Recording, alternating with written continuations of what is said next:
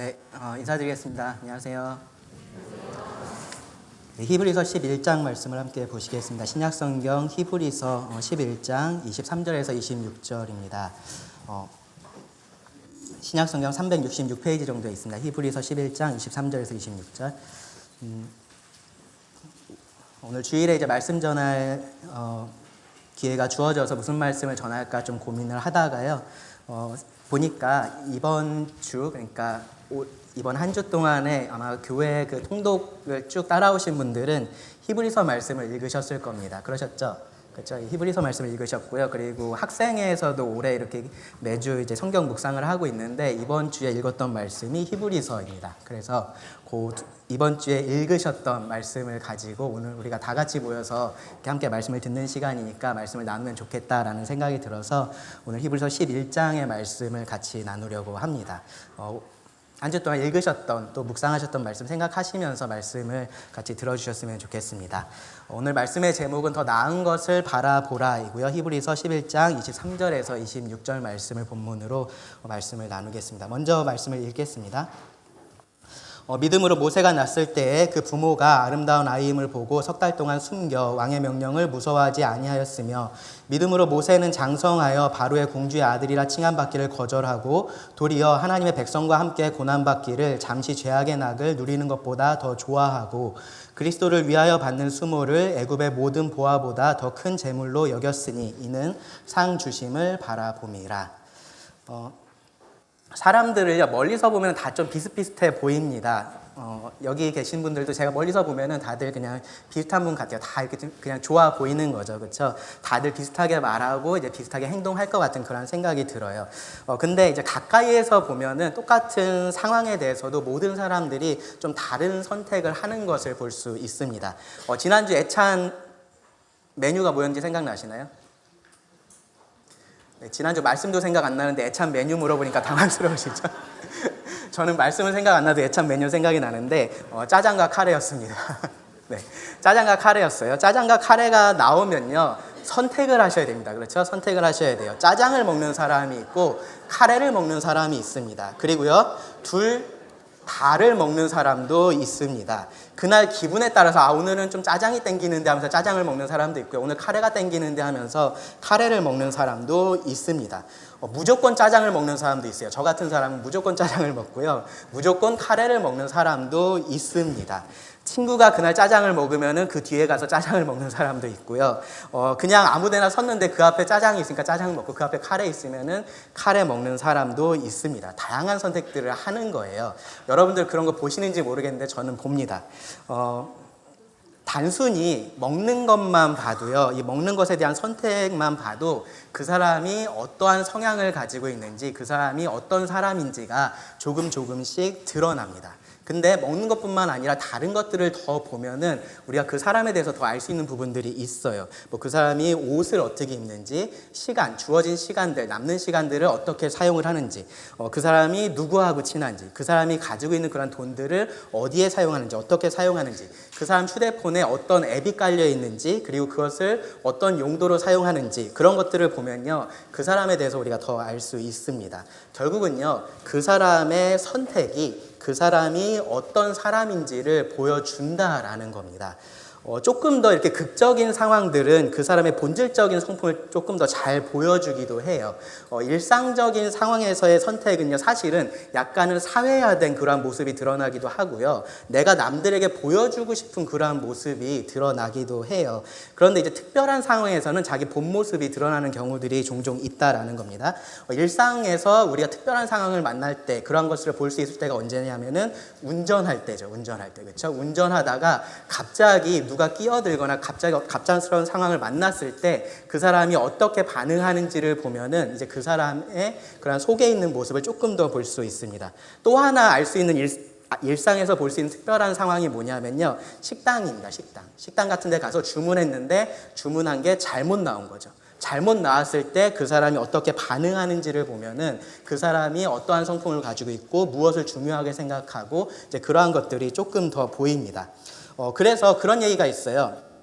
소개팅 같은 거 하실 때, 뭐 여기 이제 소개팅 하실 일 없으신 분들이 훨씬 더 많으실 텐데, 소개팅 같은 거 나가면은 그 사람이 나에게 얼마나 친절한지 보지 말고 그 사람이 종업원에게, 그 서빙하는 사람에게 얼마나 친절한지를 봐라. 이제 그러한 말을 합니다. 편하게 할 수 있는 사람, 자기가 우위에 있다라고 그렇게 생각하는 그러한 상황에서 그 사람의 본 모습이 더 드러난다라는 거예요. 물론 이제 이러한 말들도 이제 다 많이 퍼져 있어가지고, 맘먹고 속이려고 하면 속일 수 있습니다. 그러니까 소개팅 나가시면 그런 거 조심하셔야 돼요. 혹시라도 나가시면 몸이 아플 때, 뭐 힘든 일이 있을 때, 즐거운 일이 있을 때 그 사람이 어떤 선택을 하는지를 보면요, 그 사람이 어떤 사람인지 알 수 있습니다. 특별히 진로에 대해서, 뭐 결혼에 대해서, 이사와 같은 거, 직장과 같은 거, 그러한 인생에 있어서 중요하다라고 생각할 수 있는 그러한 때에 어떠한 선택을 하고 어떠한 결정을 하는지가 정말로 그 사람이 어떤 사람이다라는 것을 보여준다라는 거예요. 히브리서 11장은요, 주로 무슨 장이라고 부르죠? 뭐라고 하죠? 예, 믿음 장이라고 그렇게 많이 부릅니다. 혹은 믿음 명예의 전당이라고 그렇게 불리기도 해요.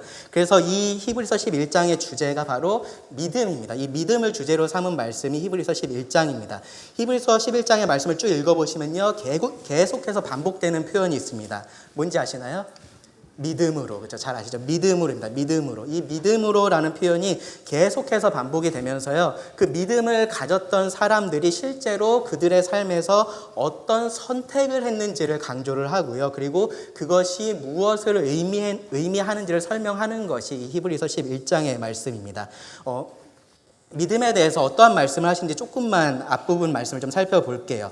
믿음에 대해서 사실 우리가 생각할 수 있는 것들이 많은 것들이 있는데, 히브리서의 저자가 강조하는 것은 이런 면입니다. 11장 1절을 보시면요, 믿음은 바라는 것들의 실상이요 보이지 않는 것들의 증거니라고 말씀을 해요. 그러니까 이 믿음에 대해서 지금 말하고 있는 것이요, 이 믿음이 눈앞에 없는 것하고 관계되어 있다라는 얘기를 지금 하고 있는 거예요. 바라는 것이라고 표현을 하죠. 바라는 것이라는 것은 아직 미래의 일이기 때문에 지금 내 눈앞에 없는 겁니다. 그렇죠? 그리고 보이지 않는 것은요, 말 그대로 보이지 않으니까 내 눈앞에 없는 거예요. 내 눈앞에 없는 그것을 마치 눈앞에 있는 것처럼 보는 것이 믿음이다라고 지금 말을 하고 있는 겁니다. 그러면서 이 하나님에 대한 믿음에 대해서는 이렇게 얘기를 합니다. 조금 내려가서 6절을 보시면, 믿음이 없이는 하나님을 기쁘시게 하지 못하나니 하나님께 나아가는 자는 반드시 그가 계신 것과 또한 그가 자기를 찾는 자들에게 상 주시는 이심을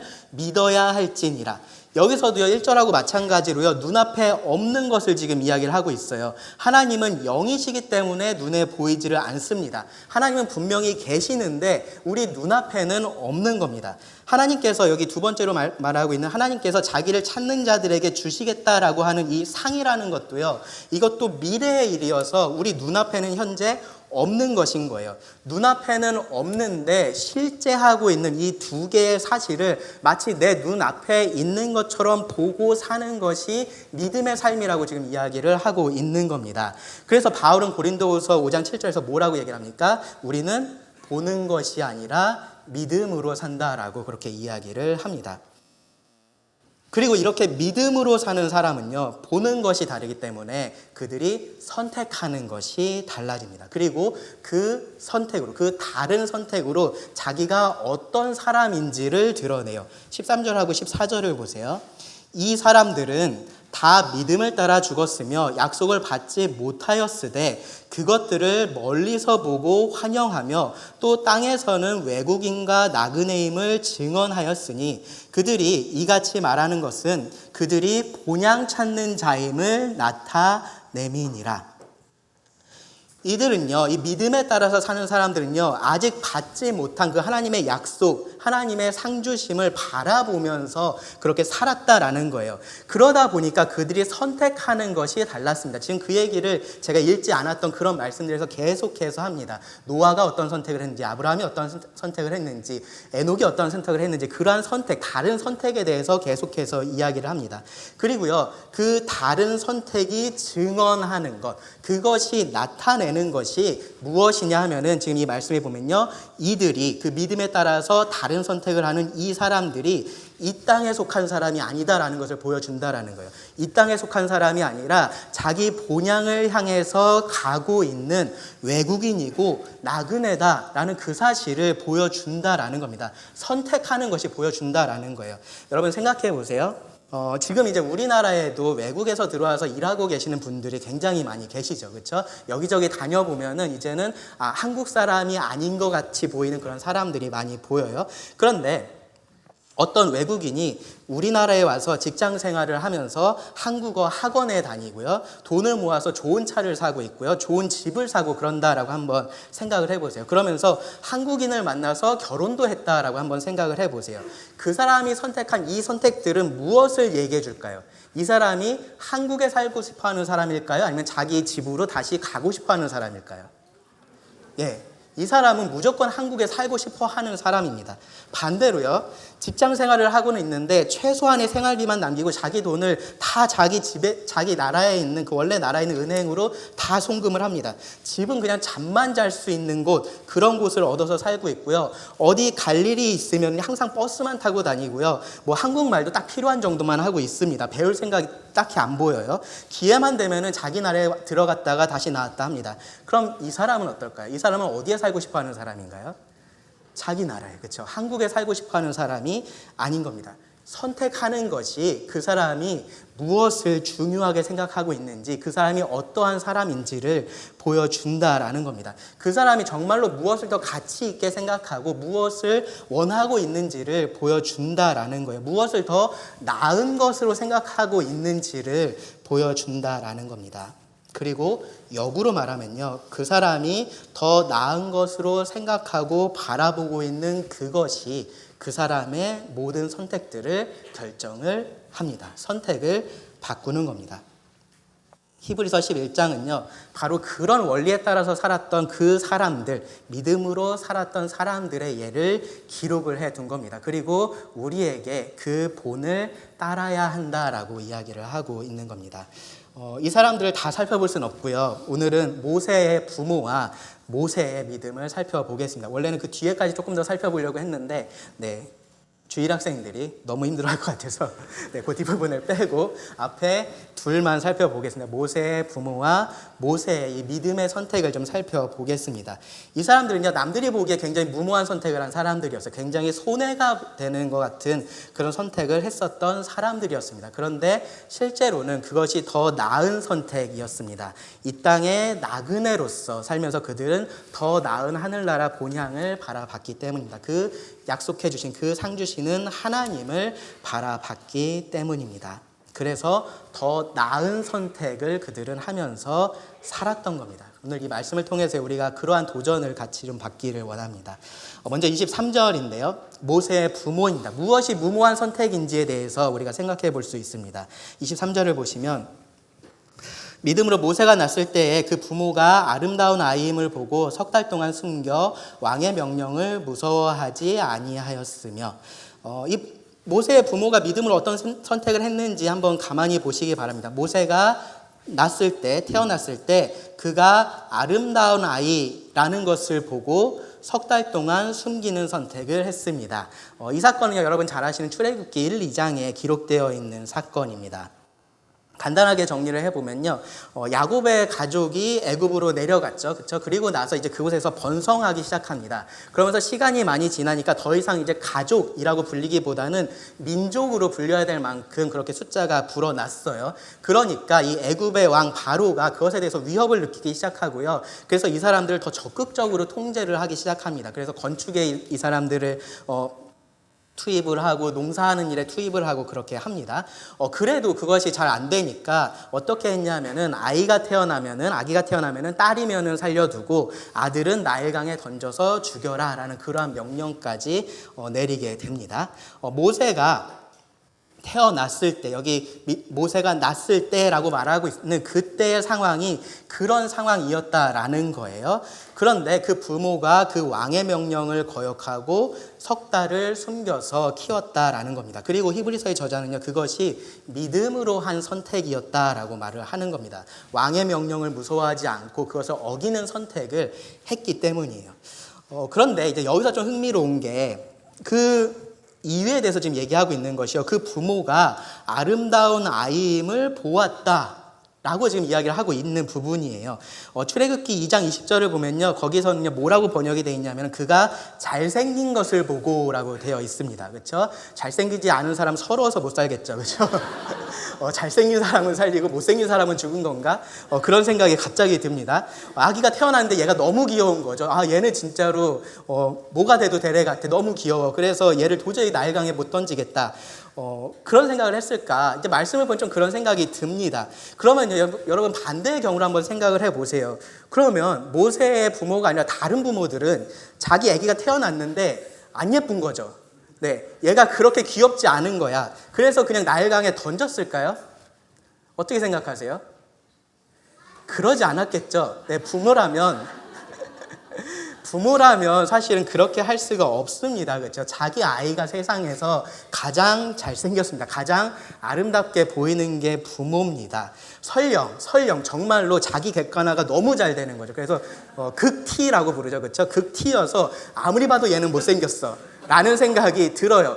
그런다고 해도 부모가 그런 이유로 자식을 그냥 나일강에 던질 부모는 없습니다. 그렇죠? 없어요. 그러면 우리가 이 말씀을 좀 생각을 해봐야 됩니다. 그 부모가 아름다운 아이임을 보았다라는 이 말이 무엇을 의미하는지 좀 생각을 해봐야 됩니다. 두 가지를 생각해 볼 수가 있습니다. 먼저는요, 이 모세의 부모가 이미 주어진 하나님의 말씀에 순종한 부분을 우리가 좀 생각해 볼 수 있습니다. 사람은 어떻게 창조가 됐습니까?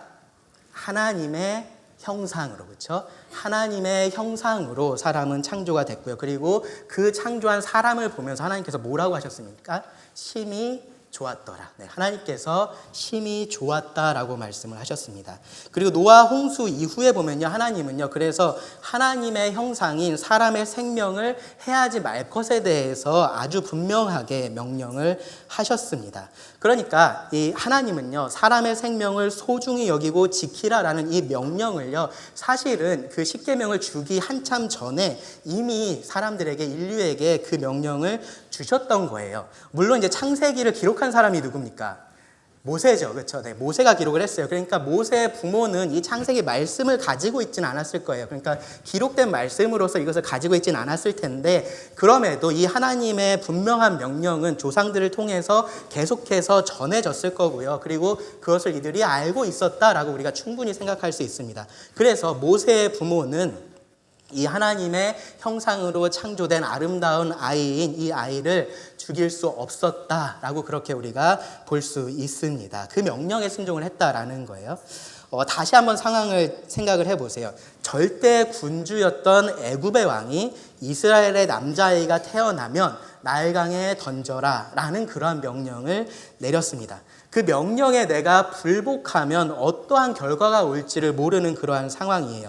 그래서 이스라엘 백성들 중에서는요, 그 바로가 두려워서 정말로 눈물을 흘리면서 그 명령을 따랐던 그러한 사람들도 분명히 있었을 겁니다. 그런데 많은 부모들은 이 아이에 대한 사랑 때문에 차마 그렇게 하지 못했을 거예요. 그렇죠? 근데 그런 상황을 주변에 있는 애굽 사람들이 감시를 하고 있었을 거고요. 그것을 고발을 했을 겁니다. 어쩌면 일부의 이스라엘 사람들도 똑같이 그러한 일들을 하고 있었을 겁니다. 그럼에도 불구하고 누군가는 몰래 아이를 잘 키우기도 했었을 거고요. 누군가는 나중에 발각이 돼서 그 아이를 빼앗기고 어떠한 더 큰 화를 당하거나 그러한 일들이 있었을 것이다 라고 우리가 추측해 볼 수 있습니다. 그런 상황이었다라는 겁니다. 그런 상황에서 모세의 부모가 믿음으로 행하기를 선택을 한 겁니다.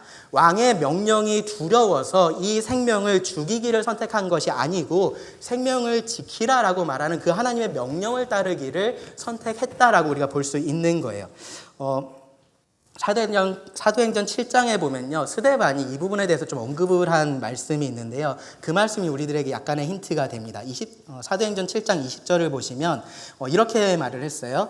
그때에 모세가 낳는데 하나님 보시기에 아름다운지라 그의 아버지의 집에서 석 달 동안 길리더니. 네, 여기서는 뭐라고 표현을 하고 있습니까? 하나님 보시기에 아름다운지라. 그렇죠? 그러니까 하나님께서 보시기에 아름다운 이 아이, 하나님의 형상으로 지음받은 이 아이를 부모도 동일하게 아름답게 보고 그 위험을 감수하면서 아이를 지키기 위해서 최선을 다했다라고 그렇게 우리가 이 말씀을 볼 수 있는 거예요.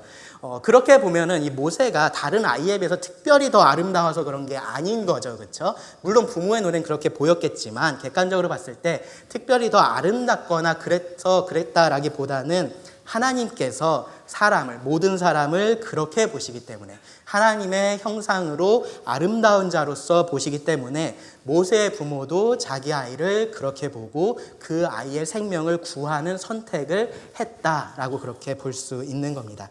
당시에 다른 부모들도 똑같았겠죠. 그렇죠? 자기 아이가 아름답게 보였을 겁니다. 그런데 모든 사람이 자기 아이가 하나님께서 보시기에 아름다운 존재다, 아름다운 사람이다라는 생각을 하지는 못했을 겁니다. 혹은요, 그런 생각을 했었다라고 해도요, 자기 눈앞에 있는 이 왕에 대한 두려움 때문에 이 하나님의 말씀에 순종하는 그런 선택을 하지 못했을 겁니다. 그런 면에서 이 모세의 부모가 믿음으로 모세를 숨겨서 키웠다라고 이야기를 할 수 있는 겁니다.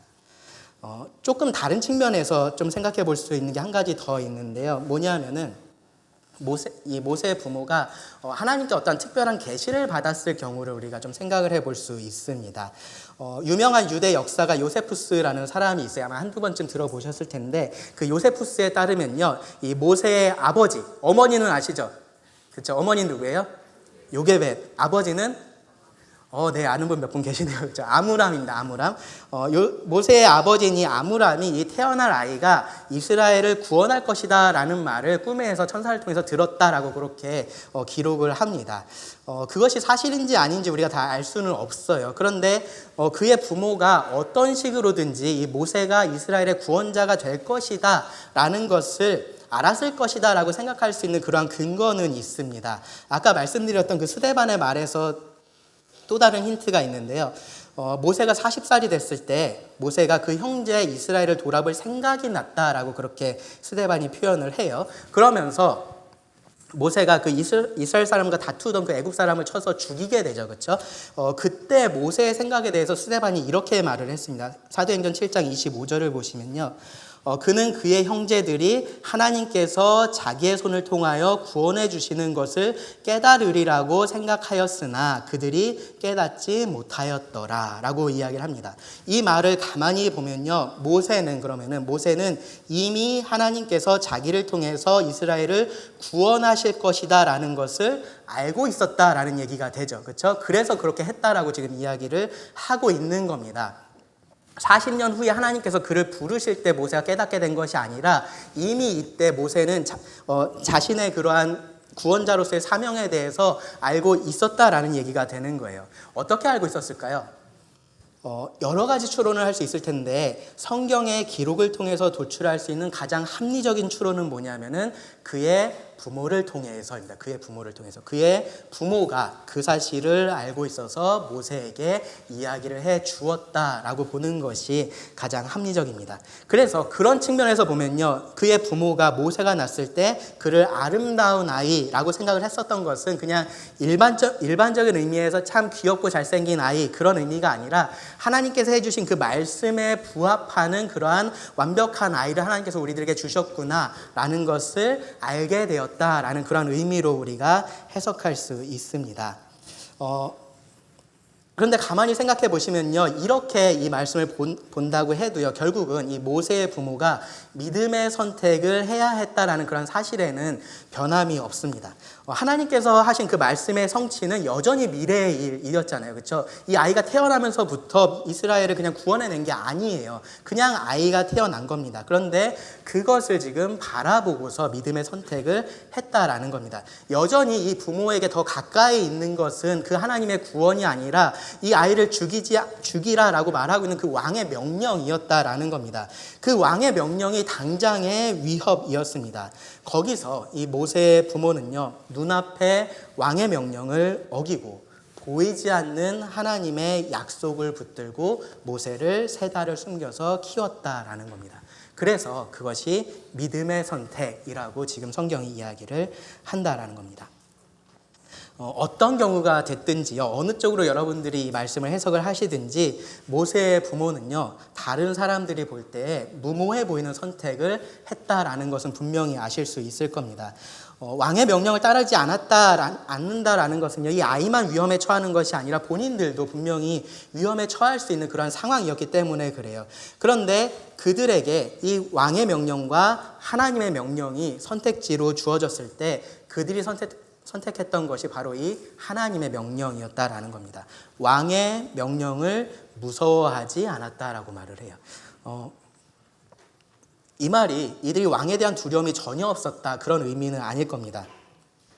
이들은요, 실제로 다른 아기들이 이 나일강에 던져지는 것도 봤을 겁니다. 그들과 똑같은 선택을 했었던 그러한 부모들이 어느 날 발각이 돼서 또 어떤 일을 당했는지 그러한 것도 봤을 겁니다. 그런 인간적인 두려움은 여전히 그들에게 있었습니다. 그런데 이들이 달랐던 것은 뭐냐면, 이들이 믿음의 선택을 하게 됐었던 것은 뭐냐면요, 누구를 더 두려워해야 하는지를 이들이 알았을 뿐입니다. 알았기 때문입니다. 마태복음 10장 28절에 보시면 이렇게 말합니다. 몸은 죽여도 영혼은 능히 죽이지 못하는 자를 두려워하지 말고 오직 몸과 영혼을 능히 지옥에 멸하실 수 있는 이를 두려워하라. 애굽의 왕이 절대 권력으로 보였을 겁니다. 그런데 하나님은 그 애굽의 왕보다 더 높으신 하늘의 왕이신 겁니다. 당연히 하나님을 더 두려워해야 됩니다. 사람들의 눈에는요, 이들의 선택이 무모해 보였을 거고요, 그들 자신도 우리가 좀 무모한 선택을 하는 거 아니야, 그런 일말의 의심 같은 것이 분명히 있었을 겁니다. 그런데 참된 믿음이, 그들 안에 있었던 하나님에 대한 그 믿음이 반대로 그들에게 말을 하고 있었던 거예요. 하나님의 말씀을 어기고 인간 왕의 말을 따르는 것이 더 무모한 선택이다 라고 그렇게 이야기를 하고 있었던 겁니다. 믿음으로 더 나은 것을 보고 있는 사람에게는 왕의 명령을 두려워하지 않는 것이 훨씬 더 합리적인 선택으로 보이는 겁니다. 그리고 모세의 부모가 그 믿음을 따라 선택을 했었던 겁니다. 일반적으로 우리가 그렇게 생각하기 어려운 이유는요, 하나님은 눈에 보이지 않고 계시고 나를 두렵게 하고 있는 그 무엇은 지금 내 눈앞에 있기 때문입니다. 그래서 보이지 하나님은 실제가 아닌 것 같이 느껴지고요, 지금 내 눈앞에 있는 이것만 나에게 실제로 느껴지기 때문에 그렇습니다. 그러니까 지금 다른 사람들이 일하는 것처럼 내가 일하지 않으면 안 될 것 같습니다. 그런 두려움이 우리들한테 생기는 거예요. 남들이 일하는 것처럼 나도 일을 해야 될 것 같고요, 남들이 공부하는 것처럼 나도 똑같이 그렇게 공부를 해야 될 것 같은 겁니다. 자녀 양육도요, 남들이 하는 것처럼 그렇게 해야 될 것 같은 겁니다. 그렇게 하지 않으면 내가 이 아이에게 뭔가 잘못하는 것 같습니다. 그러한 두려움들이 우리들에게 있는 겁니다. 이 모든 것들이 우리를 두렵게 하게 만들고요, 그리고 그에 따라서 어떠한 선택을 하게 강요하는 것처럼 느껴집니다. 그러한 압박이 우리들에게 있다라는 거예요. 그런데 그럴 때 우리가 더 나은 분, 더 높으신 분, 정말로 두려우신 분을 바라본다면 그 상황이 좀 다르게 보입니다.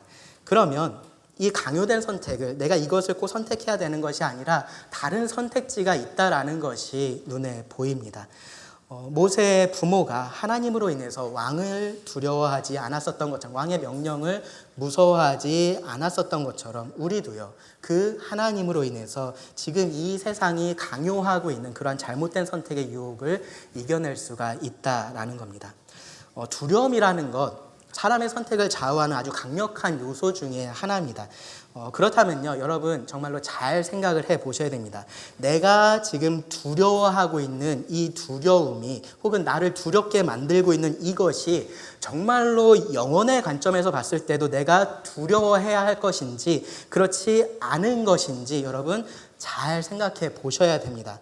만약에 내가 영혼의 관점에서 봤을 때 두려워하지 말아야 할 것을 두려워하고 계시다면요, 그렇다면 무모한 선택을 하셔야 되는 겁니다. 무모해 보이는 믿음의 선택을 하셔야 되는 겁니다. 그렇게 해서 내가 이 땅의 나그네다라는 사실을 증언하셔야 됩니다. 다음으로 모세에 대해서 좀 생각을 해보겠습니다. 24절부터 26절인데요. 여기서 우리가 좀 궁금한 질문은 뭐냐면요. 무엇이 손해보는 선택인가입니다. 무엇이 손해보는 선택인가. 앞에서 이어지는 그 출애굽기의 모세에 대한 이야기를 조금 더 생각을 해보면요.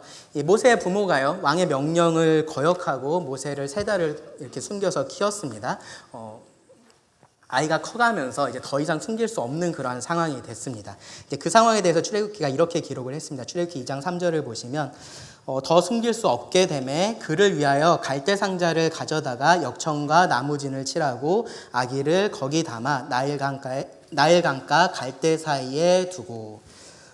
모세의 부모가요, 아마 이때 그런 심정이었을 거예요. 지금까지 내 아이를 위해서 내가 할 수 있는 최선을 다했는데 이제는 정말로 더 이상 내가 해줄 수 있는 게 없는 거죠. 그래서 이 아이를 보내줘야 됩니다. 근데 그냥 그 나일강가에 던질 수는 없어요. 그러니까 뭐를 한 겁니까?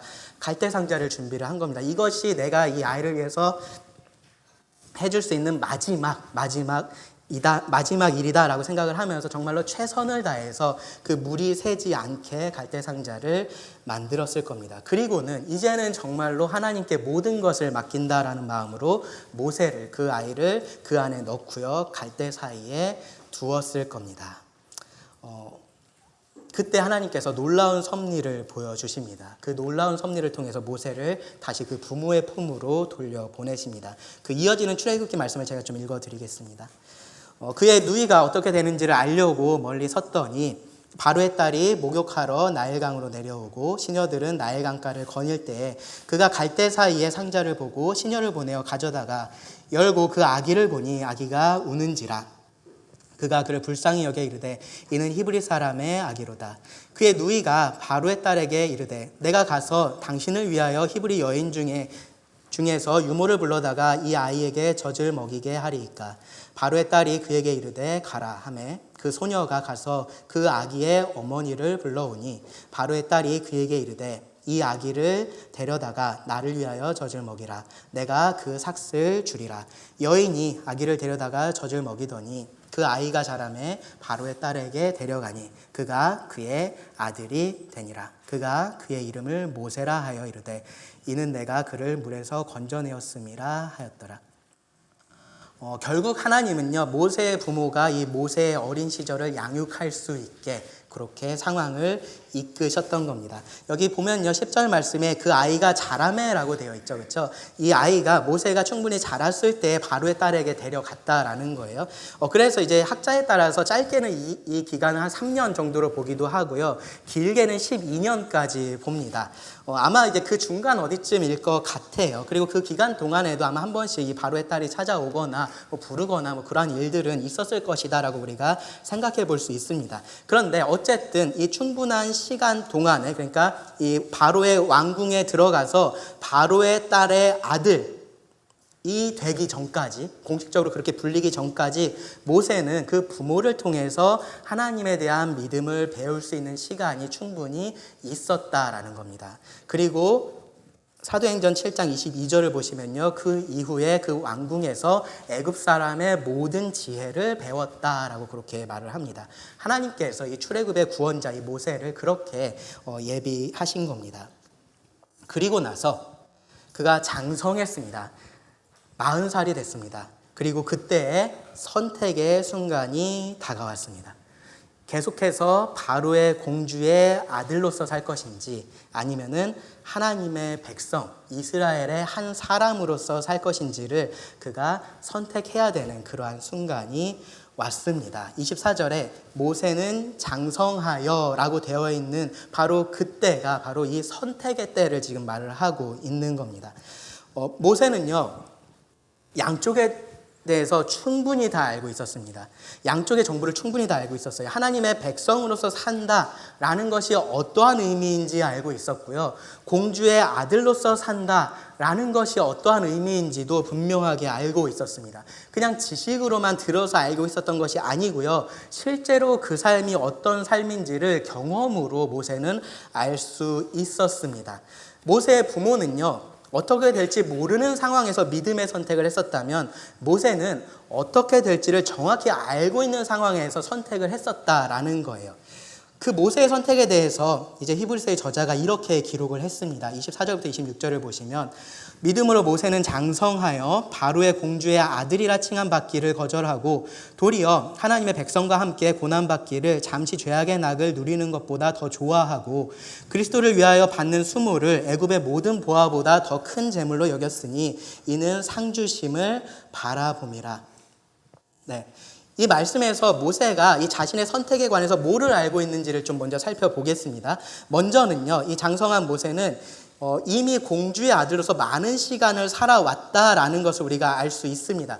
공식적으로 왕궁에 들어왔던 것이 12세였다라고 해도요, 이때 나이가 40살이었으니까 그 후로 28년을 이 공주의 아들로서의 특권을 제대로 누리면서 살아왔을 겁니다. 왕궁 안에 있으면요, 자기보다 높은 사람이 거의 없습니다. 그가 하는 말에 사람들이 다 복종을 합니다. 사람들은 이 모세한테 잘 보이려고 다들 노력을 하고 있어요.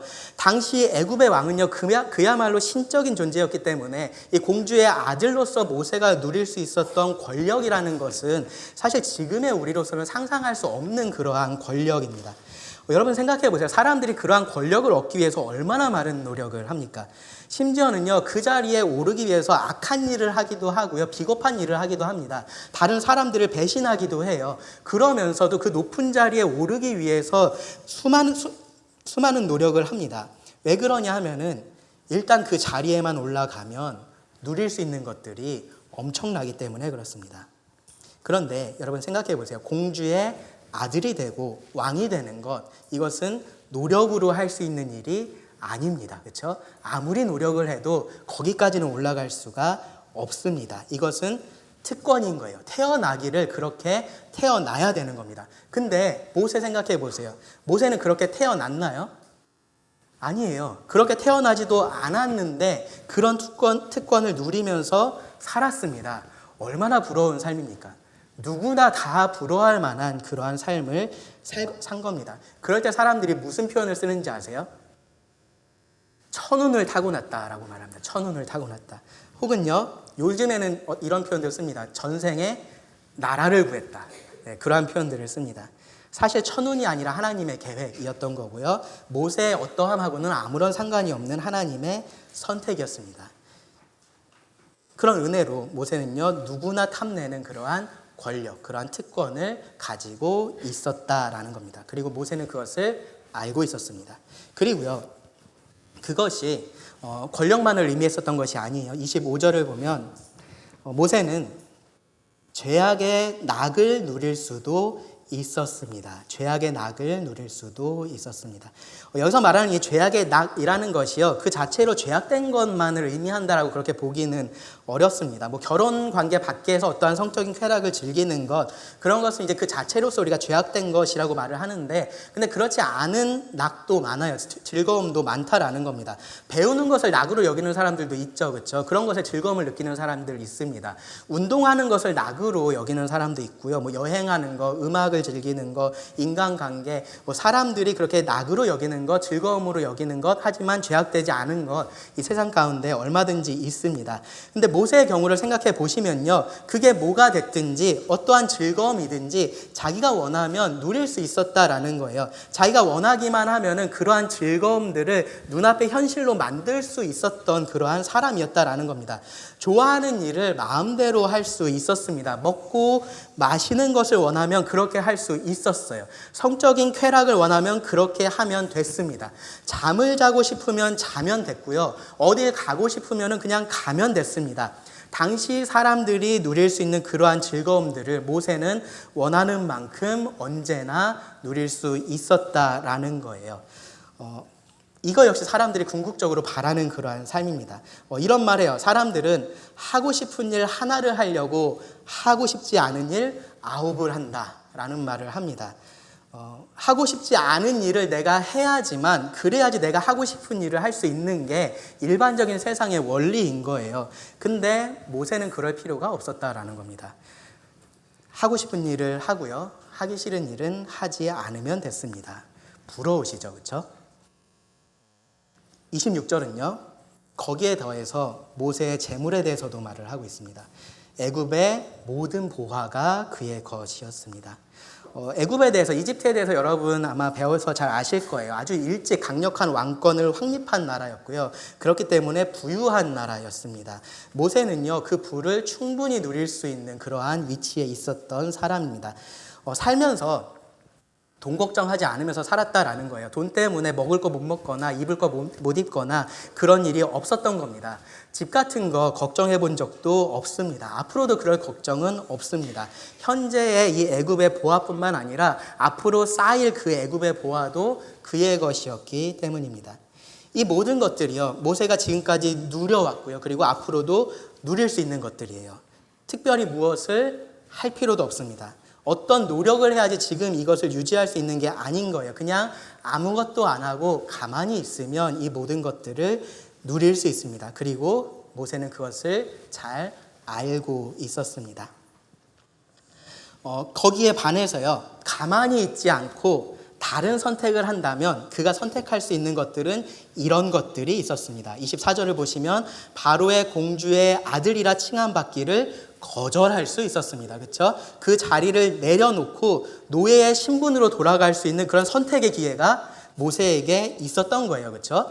25절을 보면요, 낙을 누리는 것 대신에, 즐거움을 누리는 것 대신에 고난받기를 선택할 수 있는 기회가 그에게 있었습니다. 26절을 보시면요, 눈앞에 있는 애굽의 모든 보화 대신에 수치, 치욕을 받고, 그리고 나중에 준다라고 하는, 아주 멀리 나중에 준다라고 하는, 죽고 나서야 받을 수 있는 그것을 선택할 수 있었습니다.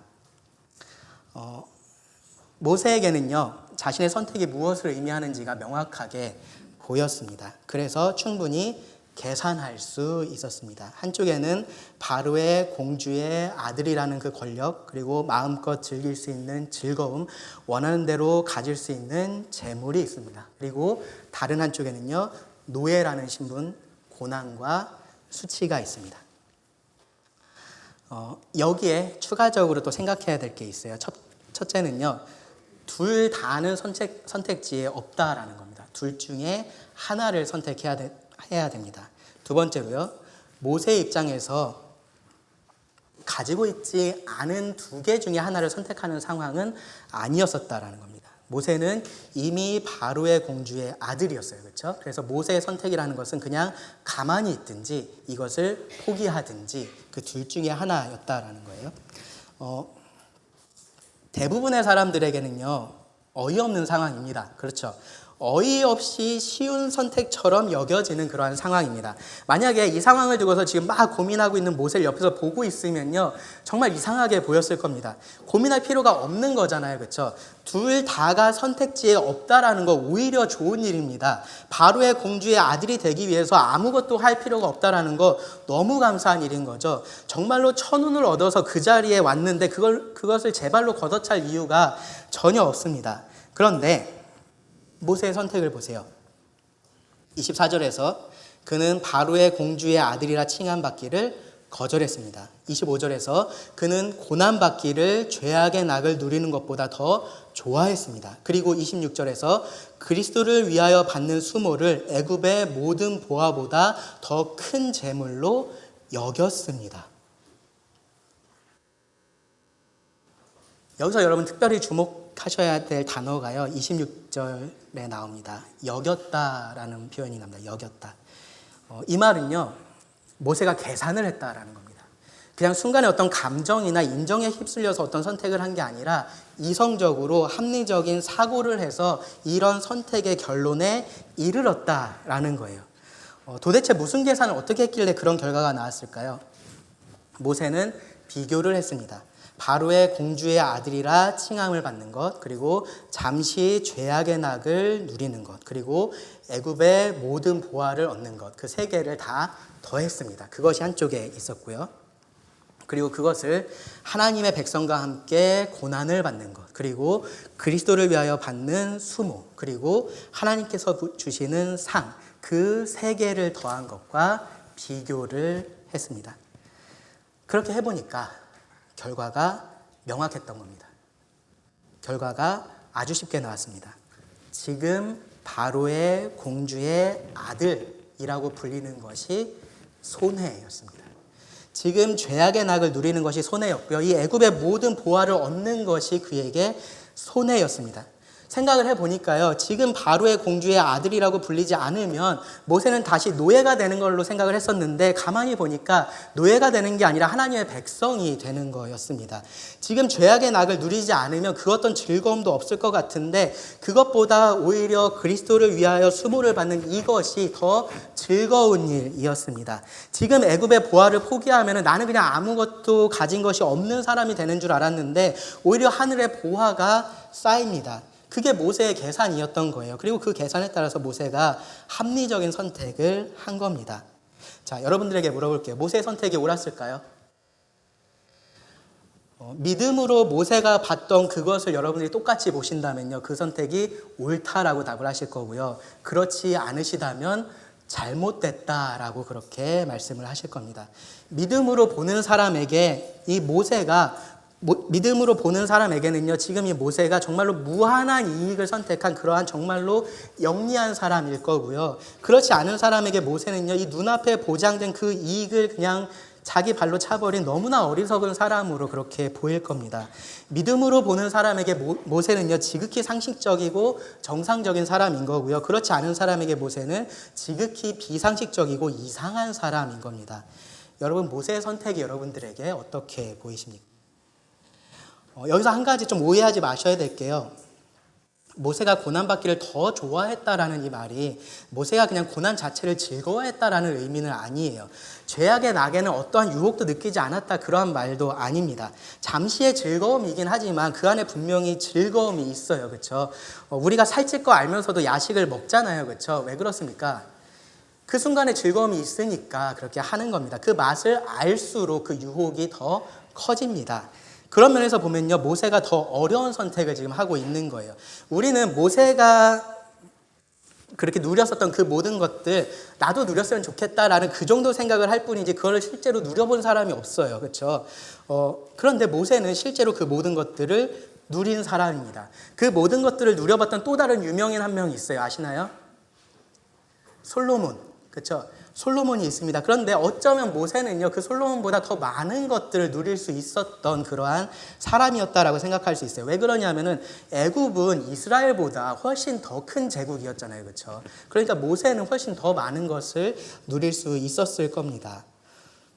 모세는 그 권력과 재물과 쾌락이 주는 유익을 알고 있었던 사람이었다라는 거예요. 그 맛을 알고 있는 그런 사람이었습니다. 그런데 그것을 포기했습니다. 그것을 알고 포기하는 것은 모르고 포기하는 것보다 훨씬 더 어려운 일입니다. 어떻게 그렇게 했습니까? 더 나은 것을 바라봤기 때문입니다. 더 나은 하나님을 그가 바라봤기 때문에 그에 맞는 선택을 한 겁니다. 뭐가 손해냐고 물어봤을 때 모세는요, 하나님의 아들이 아니라 그냥 바로의 공주의 아들이라고 불리는 것이 당연히 손해입니다라고 그렇게 그래서 답을 한 겁니다. 더 나은 것을 바라봤기 때문입니다. 똑같은 선택을 한 신약의 사람이 있습니다. 사도 바울이요. 빌립보서 3장에 보시면요, 그러나 나도 육체를 신뢰할 만하며 만일 누구든지 다른 이가 육체를 신뢰할 것이 있는 줄을 생각하면 나는 더욱 그러하리니, 그러나 무엇이든지 내게 유익하던 것을 내가 그리스도를 위하여 다 해로 여길 뿐더러 또한 모든 것을 해로 여김은 내 주 그리스도 예수를 아는 지식이 가장 고상하기 때문이라. 내가 그를 위하여 모든 것을 잃어버리고 배설물로 여김은 그리스도를 얻고. 그래서 이런 면에서 보시면요, 그리스도인은 정말로 냉철한 사업가 같습니다. 절대로 손해보지 않으려고 하는 사람들이 사실은 그리스도인들인 거예요. 믿음 때문에 손해를 볼 것 같다라는 생각이 혹시 여러분 좀 드신다면요, 제대로 한번 계산을 해보시기 바랍니다. 모세가 계산했었던 것처럼 그렇게 계산을 해보시기 바랍니다. 그러면 똑같은 결론에 이르실 겁니다. 믿음 때문에 손해볼 일은 없습니다. 믿음이 없으면 이 삶이 손해처럼 그렇게 보일 텐데요, 믿음이 있으면 그만큼 이득 보는 일도 없습니다.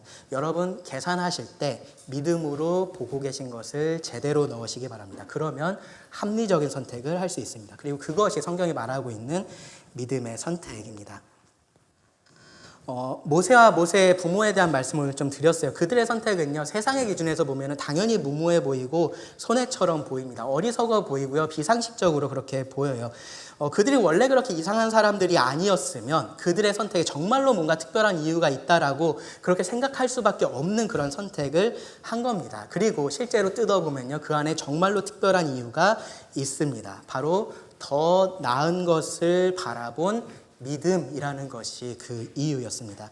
믿음이 아니면 그들의 이 선택이 절대로 설명이 되지 않는 겁니다. 믿음이 아니었으면 이들은 분명히 다른 선택을 했을 겁니다.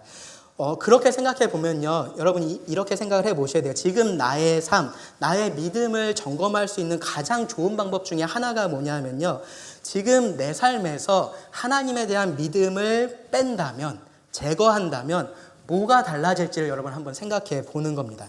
믿음이 없으면, 나에게 만약에 믿음이 없다면 나의 선택이 어떻게 달라질지를 여러분 생각을 해 보시라라는 겁니다. 만약에 그렇게 생각을 해 봤는데 주일에 교회 나오는 거 말고는 별로 달라질 게 없다. 그러면요, 정말로 여러분 믿음을 가지고 계신지, 여러분이 가지고 계신 그 믿음이 참된 믿음인지 고민을 하셔야 됩니다. 믿음이 없어도 내가 비슷하게 말할 것 같고 비슷하게 행동할 것 같고 비슷한 선택을 하면서 살 것 같으면요, 그것이 의미하는 것은 내가 지금 이 땅에서 나그네처럼 살고 있지 않다라는 거예요. 더 나은 것이 있다라는 것을 내가 보지 못하고 있다라는 거고요, 그것을 증거하지 못하고 있다라는 의미가 됩니다. 복음을 전하는 것도요, 여러분 이 선택하고 관련이 많이 되어 있습니다. 전도가 쉽지 않다라는 생각들 자주 하실 거예요. 특별히 부모로서 자녀에게 복음을 전할 때 그러한 한계들을 많이 느끼실 겁니다. 뭐 다른 가족이나 가까운 친척들, 친구들 복음 전할 때도 사실은 비슷합니다. 예수님 믿고 구원받은 정말로 좋아라고 말을 하고 싶은데 그게 쉽지가 않은 거예요. 좋은 게 없는데 거짓말을 해야 돼서 그것이 어렵다라는 것이 아니고요, 정말 좋은 그것이 눈에 보이지 않기 때문에 그렇습니다. 그래서 눈에 좋아 보이는 어떤 것을 이미 따라가고 있는 그 사람에게 그것을 포기하고 이것을 따르라라고 말하는 것이 쉽지가 않은 겁니다. 결국 우리가 할 수 있는 건 그래서 뭐냐면요, 우리가 믿음으로 더 나은 것을 보고요, 그리고 그렇게 하고 있는 우리가 그에 합당한 선택을 하는 것을 계속해서 보여주는 것밖에 없습니다. 그것이 사람들이 보기에 무모해 보이고 손해처럼 보이는 그런 선택을 하는 겁니다. 어리석어 보이는 선택, 이상해 보이는 선택을 계속해서 하는 겁니다. 최소한 뭔가 다르다라는 것을 이 세상 가운데 우리가 보여줄 수 있어야 된다라는 거예요.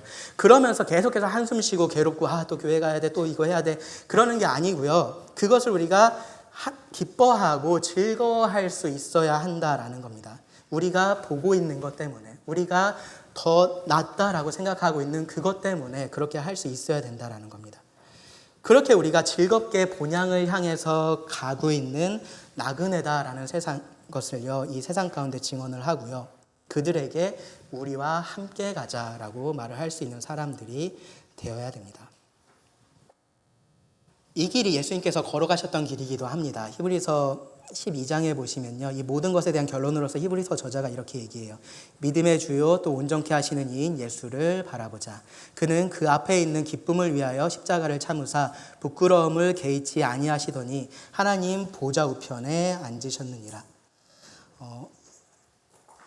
예수님을 따라서 이 앞에 있는 것을 바라보면서 더 나은 것을 바라보면서 걸어가는 겁니다. 계속해서 그렇게 가는 겁니다. 단 한 번도 한눈 팔지 않고 쓰러지지 않고 가면 좋겠는데 그렇게는 못할 수 있을 거예요. 근데 그럼에도 불구하고요, 계속해서 더 나은 것을 바라보려고 노력을 하고요, 계속해서 예수님께서 가셨던 그 길을 따라가는 것이 우리들의 삶인 겁니다. 오늘 말씀의 제목을요, 제가 더 나은 것을 바라보라라고 그렇게 말씀을 드렸어요. 더 나은 것, 하나님께서 약속하신 그 상을 바라볼 때 우리가 믿음의 선택을 할 수 있기 때문에 그렇습니다. 그런데 이 더 나은 것이라는 표현을 제가 사용한 이유는요, 비교를 해보라라는 의미로 그렇게 한 겁니다. 비교를 해보시라라는 거죠. 여러분들이 이 땅에서 갖고 싶은 그것과 정말로 하나님을 바라보고 갔을 때 얻을 수 있는 그것을 비교를 해보시라라는 겁니다. 사실 여러분들이 정말로 믿음으로 더 나은 것을 제대로 보고 있으면요, 그 어떤 것도 우리가 바라보고 있는 더 나은 것, 절대적으로 나은 것, 그 하나님과 비교할 수 있는 것이 없습니다. 그러면 답은 명확합니다. 언제나 하나님을 선택하는 것이 옳습니다. 언제나 말씀에 순종하는 것이 합리적인 선택입니다. 하나님께서 약속하신 그것을 따르는 것이 당연한 선택입니다. 그리고 그들에게 주시는 이 약속의 말씀을 여러분 보시기 바랍니다. 여기 15절과 16절을 보세요. 히브리서 11장 15절 16절 같이 한번 읽어볼까요? 시작. 그들이 나온 바 본향을 생각하였더라면 돌아갈 기회가 있었으려니와 그들이 이제는 더 나은 본향을 사모하니 곧 하늘에 있는 것이라. 이러므로 하나님이 그들의 하나님이라 일컬음 받으심을 부끄러워하지 아니하시고 그들을 위하여 한 성을 예비하셨느니라. 하나님께서 우리를 위해서 집을 준비하시고 보상을 하신다라는 것도 아마 큰 위안이 되실 거예요. 근데 저는 이 말씀에서 가장 위안이 되는 것이 우리가 그렇게 할 때 하나님께서 우리의 하나님이라 일컬음 받으심을 부끄러워하지 않으신다라는 이 사실입니다. 이 말씀이 정말로 우리들에게 큰 위로가 되어야 합니다. 여러분, 그 하나님을 바라보시고요, 하루하루 믿음의 선택을 하면서 살아가시기를 바랍니다. 기도하고 말씀을 마치겠습니다. 하나님, 또 오늘 우리들에게 주신 말씀에 감사드립니다. 하나님, 정말 우리의 시선이 우리가 마땅히 바라봐야 할 하나님께로 언제나 향해 있기를 원합니다. 그래서 무엇이 더 나은 것인지를 우리가 잊지 않고 항상 더 나은 것을 선택하며 살 수 있기를 원합니다. 우리의 그 선택을 통하여서 우리가 이 땅의 이방인이며 또 본향을 향하는 나그네임을 증언하고 또 우리를 부르신 하나님을 증언할 수 있는 삶을 살 수 있게 하여 주시기를 원합니다. 하나님께서 우리의 닫힌 눈을 여시고 우리의 우둔한 마음을 깨닫게 하여 주시기 원합니다. 들은 말씀을 주님께 맡기며 예수님의 이름으로 기도드립니다.